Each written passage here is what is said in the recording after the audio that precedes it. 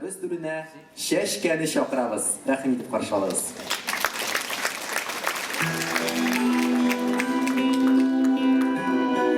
Hayırlı kişiler, esenler misiniz?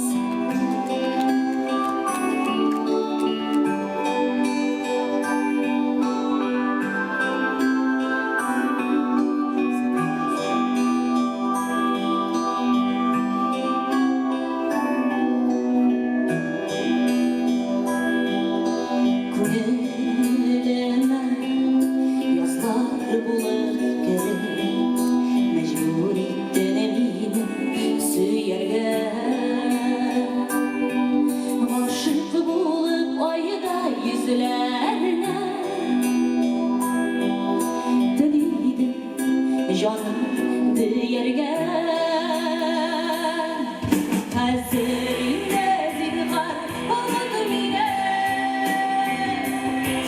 bu yerlerinden şiver yıraklar Mustafalar düşün veremerimizle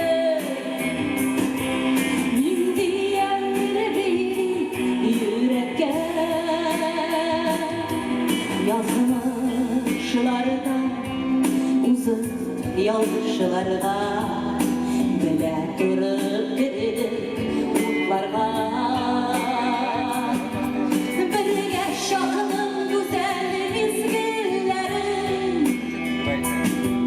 mümkün tügeydi saflarga hazırında dinmar oldu mine